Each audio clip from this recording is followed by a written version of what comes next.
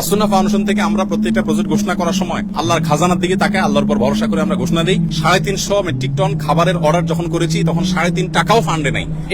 এই পারপাস আগের বছরে কিছু টাকা আছে, এই বছরে নতুন 3.5 টাকাও আসে, অর্থাৎ এখন আমরা ঘোষণাই করি নাই। এই বন্যা কেন্দ্রিক কোনো ঘোষণার আগে অলরেডি আমাদের পার্চেসিং এর জন্য অর্ডার দিয়ে ফেলছে আল্লাহর ভরসা করি। এরপর আল্লাহ তাআলা আমাদেরকে নিরাশ করেন না, হয়ে যেতে থাকে। আর আমি সবসময় একটা কথা বলি, আসুন্নাহ ফাউন্ডেশন অনেকে বলতে পারেন ভাই এত বড় স্কেলে কাজ করেন, টাকা আসে কোত্থেকে?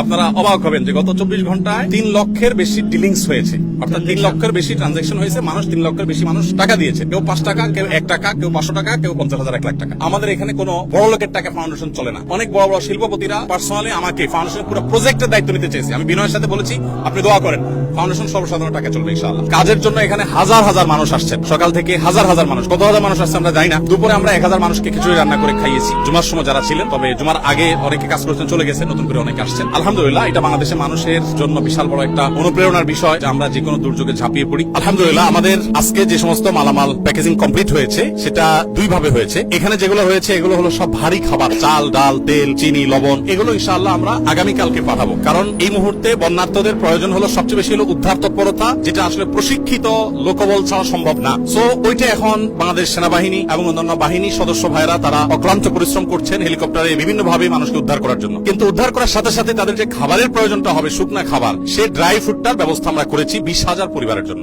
এই 20,000 পরিবার যাদের জন্য আমরা অ্যারেঞ্জ করেছি, সেটার মধ্যে আপনার ছিল হলো খেজুর, চিড়া, চিনি, লবণ। অনেকে বলেন যে ভাই গুড় কেন দিচ্ছেন না, চিনি তো ভালো না। কেউ বলবে যে গুড় দিলে হেলদি। দেখুন, আমরা যেই স্কেলে কাজ করি এই স্কেলে গুড় কোথায় পাবো? এত গুড় কে দিবে আমাদেরকে? তো যাই হোক, চিনি এবং লবণ দেওয়া হচ্ছে যাতে করে দরকার হলে তারা প্রয়োজন মাফিক তারা স্যালাইন বানিয়ে নিতে পারে। এবং আজকে সকালে আমাদের 2টা লরি মাল পৌঁছাইছে। এটা মূলত আকিজ বেভারেজ থেকে ওনারা রেডি করে দিয়েছেন 7200 প্লাস প্যাকেট। সেখানে বাচ্চাদের জন্য দুধের একটা প্যাকেট, কত গ্রাম এক্সাক্ট আমার মনে নেই, তারপর 500 গ্রাম করে মুড়ি, 2225 ml এর পানির বোতল, এগুলো 7200 প্লাস প্যাকেট আজকে পৌঁছাই গেছে। এবং সেটা মহিপালে যে সেনাবাহিনীর ক্যাম্প আছে সেখানে আমরা হ্যান্ড ওভার করেছি এবং তাদেরকে আমরা অনুরোধ করেছি যে রিমোট এরিয়াগুলোতে তারা হেলিকপ্টার যোগে দ্রুততার সাথে যেন পৌঁছায় দেয়। আমাদের লোকজন সেখানে আছে, সেগুলো ডিস্ট্রিবিউশন চলছে। আর এর বাইরে গত বুধবার সন্ধ্যায় আমরা 3টা গাড়ি পাঠিয়েছি আমাদের এখান থেকে। একটা গাড়ি ফেনীতে গিয়ে পৌঁছাইছে, সেটা ডিস্ট্রিবিউশন হয়ে গেছে। আর 2টা গাড়ি সেগুলো মহিপালের কাছাকাছি পড়ে আছে আজকে 2 দিন প্রায় এক জায়গায়। সামনে পানি রাস্তা যেতে পারছে না, আবার পেছনে অনেক গাড়ি ব্যাকও করতে পারছে না। যারা গাড়ির সাথে গেছে তারা বুধবার সন্ধ্যা থেকে এখনো পর্যন্ত স্টিল নাও তারা গাড়ির সাথেই আছে। তো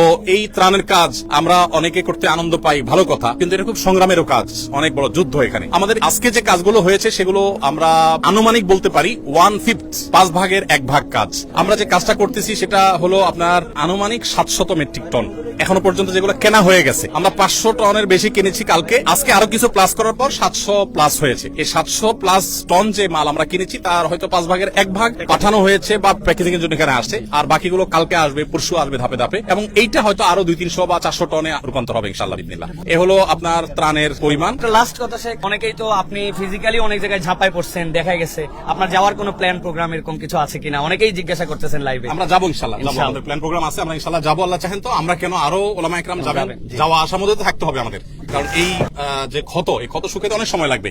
আমরা প্রত্যেক আল্লাহর কাছে চোখের পানি ফেলি, এত পরিমাণ বিপর্যস্ত মানুষ আর এত পরিমাণ কষ্টে আছে, এটা আসলে আমরা ঢাকা থেকে কোনোভাবে অনুমান করতে পারবো না। পুনর্বাসনের জন্য আমরা এবছর প্ল্যান করেছি, নিয়ত করেছি, আমাদের কাছে ফান্ড যদি আল্লাহ মিলাই দেন পুরাটা, আমরা 4000 ঘর পুনর্বাসন করবো ইনশাআল্লাহ।